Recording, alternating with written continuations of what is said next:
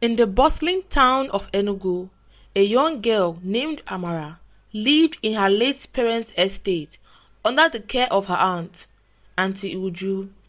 Her parents, once among the wealthiest in the region, had died tragically in a car accident, leaving everything in Amara's name. But since she was only 14 at that time, the will had stated that her father's sister, Auntie Uju, would manage the estate until Amara came of age. Life in the mansion, however, was nothing like the warm and loving home she once knew. Her aunt, who had once cared about her when her parents were alive, had grown cold and harsh. She used Amara's inheritance to fund her own children's schooling and extravagant lifestyle, treating Amara like a servant in her own home. Amara, sweep that compound before the sunset, or you will sleep on an empty stomach, Uju back from the veranda, her voice sharp like a whip. Yes, ma, Amara replied, already dragging her tired feet with a broom in hand. Her cousins, Chama and Chika, treated her no better. They ordered her around, sending her on errands late at night, while they lounged around like royalty. To make matters worse, Amara often caught her aunt's husband, Uncle Maduka, casting lingering glances at her. His gaze made her contemplate if he cared or pitied her. She longed to tell her aunt, but the last time she tried to speak, she ended up with bruises and no dinner for 2 nights. One hot afternoon, just after Amara finished washing her aunt's car, a man dressed in plain native attire walked into the compound. His name was Obina, a humble but hard-working man who had once helped the family during difficult times. Good afternoon, sir. Who are you looking for? Amara asked politely. I'm here to see Chama, he said, with a hopeful smile. We have something important to discuss. Chama shouted out moments later, dressed in a tight gown and high heels. She glanced at Obina and scoffed. You again? She sneered. I already told you, Obina. I was just using you back then. You are not in my class anymore. Obina's face dropped, but he fell to his knees, his voice shaking. Choma, please, I love you. I brought palm wine and kola nuts to your father. I have fulfilled every tradition.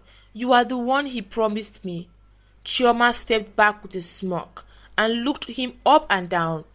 My father can return your useless drinks, Obina, but you can never have me, she spat on the ground in front of him. Her sister Chika came out and burst into laughter. See who wants to marry Chioma. Is it by force? Abeg shift jaw. Obina stood up slowly. His hands clenched. His voice dropped low, cold with no emotion. Chioma, I have spent my last kobo helping your family. I paid your younger sister's hospital bills. I even fed your household when your father lost his job. This is how you repay me?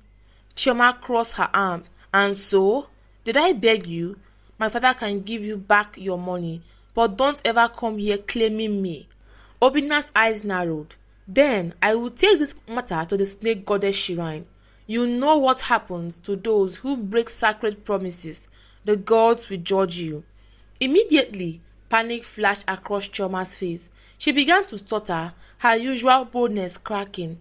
Just then, the screech of tires interrupted the tense scene. A black Bentley pulled into the compound, and out stepped Chief Maduka, Chioma's father, in a crisp blue suit. What's going on here? He demanded, his voice sharp, echoing across the yard.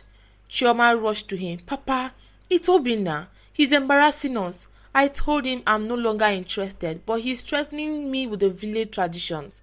Chief Maduka furrowed his brow and turned to Obina, who stood his ground. Come inside, my son. Let's have a talk like men, he said with a calm voice. Inside, the chief offered Obina food and drinks. As they sat in the elegant sitting room, Obina couldn't help but notice the maid who served them, Amara. She moved gracefully, her eyes lowered in respect. Something about her presence struck him deeply, but he didn't care. After a long silence, Chief Maduka sighed and leaned forward. Obina, I know the story. You are a good man, and I'm grateful for all you did for my family. But I cannot force my daughter to marry a man she doesn't want. However, I think we need to revisit this matter properly. Let us call the elders. Let the right thing be done. Obina clenched his fist but nodded. Thank you, sir. I'll wait, but I won't walk away just like that. That night, Chief Maduka sat on the edge of the bed, his hands crossed over his chest. His wife Uju leaned back on her pillow, scrolling lazily through her phone. I spoke with the elders, Maduka began slowly. They reminded me of the part of the tradition, the part that says if a man cannot fulfill his promises, he can offer a substitute or some form of settlement, sometimes even both. Uju lowered her phone, curiosity flashing in her eyes. What are you trying to say? She asked, sitting upright.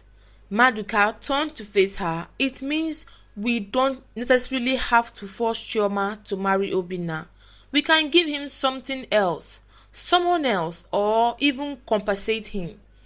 Almost immediately, a wild smile spread across Uju's face, her fingers snapping loudly as an idea struck her. Ah, Chineke me. That's it. This is perfect. Maduka frowned. What did you come up with? Uju leaned closer, her eyes glinting. You see how everything is working for our good? You know we have been looking for ways to get rid of Amara. And now the gods have given us this golden opportunity. Amara? Maduka asked, puzzled. But she's not even 18 yet. What does she have to do with this? She will be 18 in a few days, Uju replied eagerly. We will give her to Obina as a substitute. She has beauty and humility. He won't complain. We will throw in 2 million naira. Maduka completed for her. What? I was going to say 200,000 naira to sweeten the deal. Uju complained. Maduka blinked. Only 200,000 naira? Be reasonable, Uju. My dear, why should we give her more than that? Maduka stood and paced slowly. Amara's inheritance is worth hundreds of millions. If we want to make this look legitimate, 2 million naira is fair.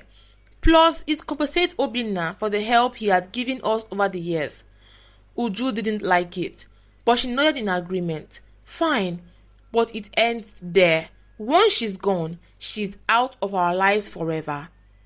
Amara lay on her narrow mattress, curled in a corner of her small room. In her hand was a worn-out paperback book she had found in the trash that morning. She recognized it instantly. It was the same book she had once begged Chama to lend her. Please, Chama, I'll return it in perfect condition. Ew! No! Why would I let a dirty orphan touch my things? You probably have lice. Now, days later, that very book had been thrown out like garbage. Amara's heart clenched as she flipped through the first few pages, her fingers trembling. A tear slipped down her cheek. She pulled her knees to her chest and whispered, why would she rather throw it away than to let me read it? That night, she escaped into the book, drawn deep into the story of the brave and beautiful Sandy and a mysterious dark night. She blushed at their growing chemistry, giggled when the knight declared he would lock the girl away in his castle just to keep her close. Soon, sleep eventually claimed her, and for once it was peaceful. Amara woke late, much later than usual. No one had banged on her door. No one had yelled for her to cook or clean. She quickly bathed, got dressed, and stepped out cautiously. Everyone was seated for breakfast. Even stranger, they had waited for her. Chief Maduka looked up. Amara, join us. Come eat. She froze. Her hands shot her a sharp glare, but said nothing. I am fine, sir. I'll just eat later. No, sit down, he insisted. She obeyed, her hands trembling slightly as she poured herself a cup of tea and picked up a slice of toast. Since her parents' death, she had always eaten alone, either in the kitchen or outside by the garage. Now she was at the table, as if she belonged. She couldn't shake the feeling that something was very wrong. Chama and Adaeze were on their phones, barely noticing her. Then suddenly, "Daddy, I want the new Lady Dior bag in red," Chama said, eyes still glued to her screen. "They have one left. I just chatted with their customer care line. If I pay before 10 a.m., they will hold it for me." Maduka raised his brow. "How much is it?" "Only $8,000. Amara sat very calm with no emotion on her face. But Maduka's face twisted. "You mean 800,000? "No, $8,000, Daddy." Chama shrugged. "Why would you need a bag that expensive?" "Because that's what the big girls carry, Daddy. We have money, so why not?" "You are not getting that bag, and that's final." Uju cut in. "Come on, Maduka. These girls have suffered enough. Let them enjoy. We can afford it." "I said no," Maduka snapped, rising to his feet. "That's madness." Choma frowned. "But I'm attending an elite birthday party this weekend. I have to look the part." Uju touched her daughter's arm gently. "Don't worry, my darling. I will send you the money right away." Amara's heart shattered silently. That money could have covered her full college tuition and more, but when she had asked her to go to school, her aunt had backed at her, saying that they have no money for the three girls. And when she got a scholarship, her auntie had said, "Who will do the house chores if you are in class, eh?" She excused herself, walked into the kitchen and burst into tears. For the first time in a long while, she let her pain wash over her. She cried for her parents, for her stolen dreams, for the way she had been treated like livestock. When the tears dried, she cleaned her eyes and returned to her work as if nothing had happened. Chama arrived at the birthday party in style. Her new Lady Dior bag glittered under the chandeliers. Heads turned. "Who is that babe?" someone whispered.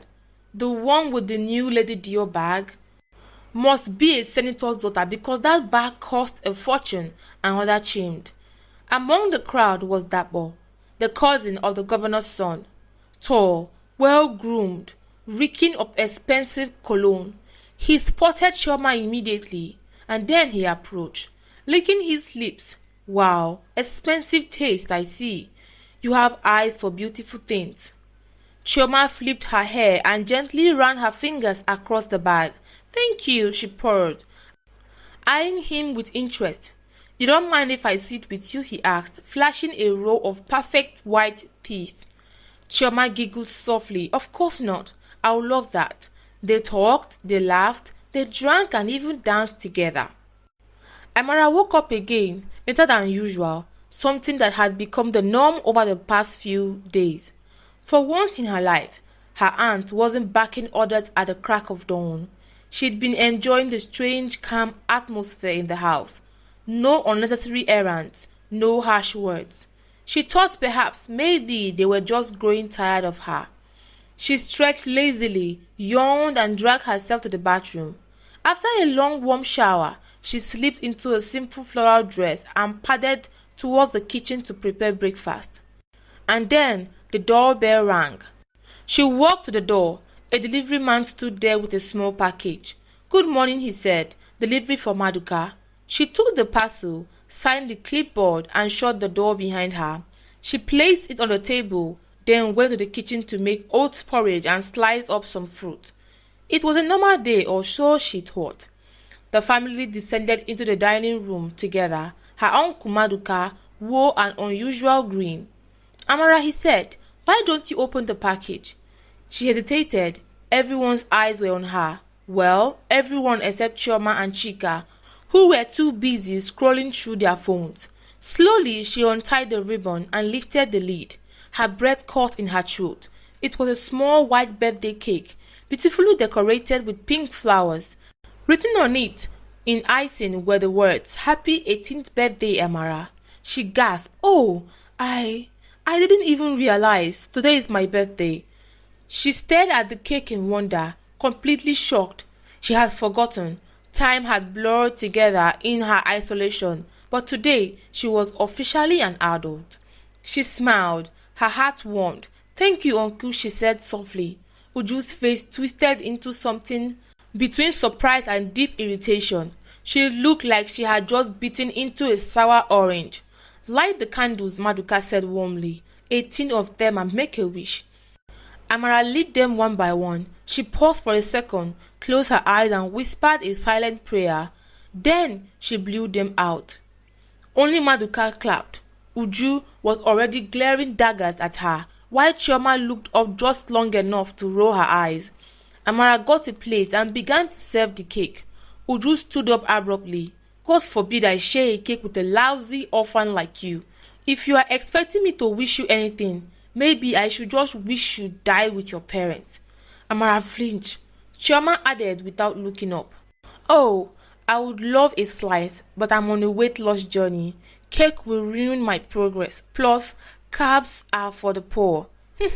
She laughed. Chika smirked. Still glued to her screen. "Keep me a slice. I might be in the mood later." Only Maluka accepted a piece, even though he was known not to like sweets. Amara didn't let their hostility affect her. Not this time. She simply took half of the cake and savored it quietly. It had been years since she last had a cake on her birthday. For one brief moment, she allowed herself to feel like a girl again. A few minutes later, the doorbell rang again. Amara, still eating her cake, wiped her hands and answered it. It was Obina. She stepped back slightly, surprised. "Good afternoon," he greeted. "Good afternoon, sir. Please come in." He entered, eyes scanning the house. Maduka was already in the living room, pacing like a man whose wife is about to deliver a child. "Oh, Obina, welcome," he said, gesturing for him to sit. Amara went back to her cake. Maduka cleared his throat. "I will not waste time. I have spoken to the elders. Since Chama had refused to marry you, and you deserve a wife, we have decided to give you her cousin Amara as a substitute. It is still in line with our tradition." Obina's head snapped up. "You lie, Chief Maduka." "Please don't raise your voice," Maduka began. "I said you lie," Obina shouted, standing. "I never asked for a substitute. I want Chioma. She's the one I love. She's the one your household had promised me." Maduka tried to remain calm. "You must understand, Obina. Chioma is in school and she's not ready. She has outright rejected you. We are only trying to make peace." "I don't want peace. I want problems, always." "I want what I have been promised." Amara stood frozen, the remains of her birthday cake still in her hand. Her body stiffened as she slowly registered the words, "Substitute, wife." "You are giving me away," she whispered. Obina looked at her with wide eyes, realizing she was just as surprised as he was. Maduka nodded gravely. "It is tradition." The elders agreed.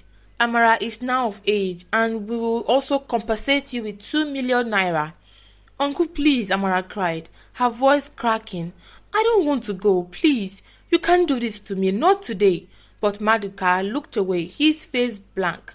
Uju peeked into the room with a satisfied smirk, sipping from her wine glass. "Finally, we can now breathe," she muttered. Obina had no choice. The elders had spoken, and 2 million naira was sitting in his bank account. With a heavy heart and a confused mind, he accepted.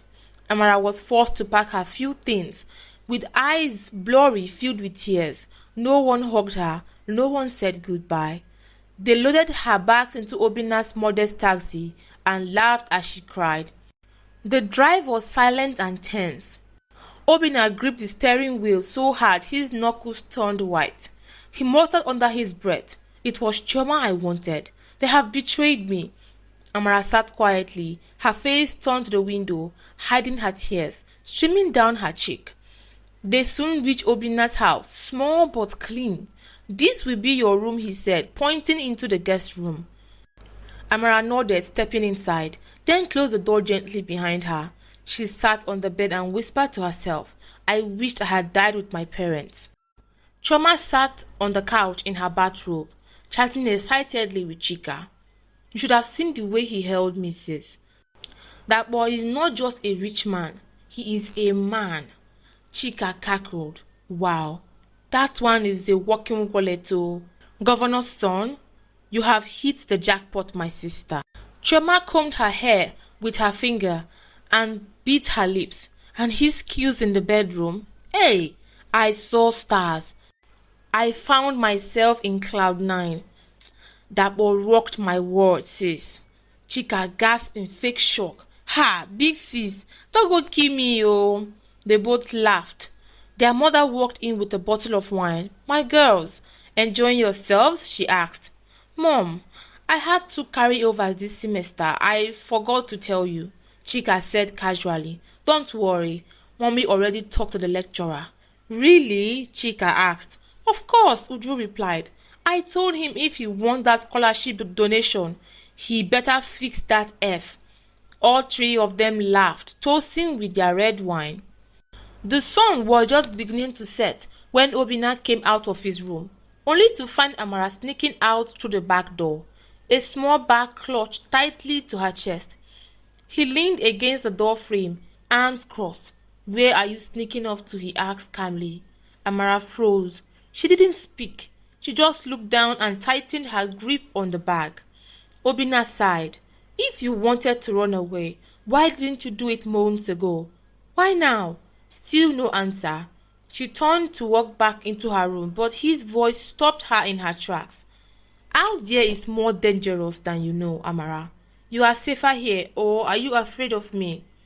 She glanced at him briefly, just a flicker of eye contact, then quickly bowed her head and shook it. I see, Obina muttered. Don't worry, I won't touch you. We will just live like, roommates. What do you say? There was silence, then slowly she gave a small nod. I'm stepping out for a bit, he said. Lock the doors when I leave. And just like that, things began to shift. They lived like neighbors. She cooked, cleaned, and kept to herself. Obina worked hard, always brought money home, and never crossed boundaries. Though he didn't love her, but he had respect for her. One day, after noticing her old phone falling apart, Obina returned home with a brand new smartphone in a simple black box. When he gave it to her, Amara's eyes widened. For me? She asked. He smiled awkwardly. Your phone looked like it was on life support, he said. Oh, Obina, she stammered, holding the phone like it was gold. Thank you so much. And I was thinking, he said, clearing his throat. Would you like to go back to school? Her smile faltered slightly, but she nodded yes, but not now. Maybe soon. I just need a little more time. That evening, she cooked a feast, jollof rice, peppered snail, and fried plantains. Obina's eyes nearly popped when he walked in. Ha, Amara, what's going on here? Is today my birthday? She laughed. Just my way of saying thank you, she said. He took a bite and moaned. If this is how you cook when I buy you something, I will buy you something every day. They both laughed. In that moment, something warm stirred in their shared silence. Years passed. Chama was still flaunting her relationship with that boy, with her poor 2.0 GPA. Meanwhile, Amara quietly began writing novels from home, but her first manuscript got rejected by publishers. You are talented, Obina told her, but maybe consider going back to school, learn more and sharpen your skills. She smiled. Maybe you are right, she said. Behind the scenes, Amara began doing online gigs, ghostwriting, editing, and even small freelance jobs that paid in dollars. She saved every penny. By 24, Amara rebranded herself. New clothes, new hair, new confidence. Obina was shocked when she came home with designer shoes and a laptop. Amara, how did you afford this? She laughed. Relax, it's my money. If you want, I can even buy you a car. He looked at her stunned. Please don't joke like that. There's a lot you don't know about me, Obina, she said, smiling with a calm, mysterious aura. 1 week later, she came home with a brand new car, shocking him even further. Back at the Maduka residence, things were beginning to go south. Maduka had invested 50 million naira, nearly everything he had, into an online venture that promised a 40% return in 6 months. Since the company was not doing well and the investors were pulling out their investment, the bank had also refused to give him a loan. This was his best shot. 6 months later, he logged into the account, but the website was gone. Maduka stared at his laptop in horror. He refreshed the page over and over. Nothing. He rushed downstairs and restarted the Wi-Fi router. Still nothing. No. Please, God, no. He began to sweat in an instant. He fell to the floor and began crying like a child, clutching his head. Uju walked in confused. What is it? The investment. It's all gone. All of it. She blinked, then sneered. You are an idiot. A complete fool. After everything I have done for you, this is how you repay me? She slapped him hard across the face and then stormed downstairs in fury, only to find Chama curled under the bedsheet, pale and weak. What is it now? She snapped. I have been feeling sick, and so I took a test, Mom. I'm pregnant. Would you gasp? How? Mommy, why this stupid question? I have been sexually active. That's how pregnancy works, she replied rudely. Have you told your boyfriend? No, but I will go now, she said. I know he will be so happy to see me. Chama arrived at Dapo's house with a smile, only to freeze at the door. Chika was there. What are you doing here? Chama hissed. Chika didn't respond. Then Dapo walked in, smirking. Don't worry, I will explain. He turned to Chama. She just told me about her pregnancy. What? Chama shrieked. But I am the pregnant one. Well, aren't I a sharpshooter? Dapo said, laughing. Your sister wanted to see my joystick for herself. I'm sure your explanation was no longer enough for her, so she found me on Insta. And you know me, I can't deny a woman who wants to get laid. Chama stared at her sister in disbelief. You slept with him? Chika looked down ashamed. I didn't mean to. I just wanted to see. Choma slapped her across the face. You are evil. You knew I loved him. She turned to Dapo. Please, baby. I'm the one carrying your child. I will marry you, she begged. Please, marry me, Dapo.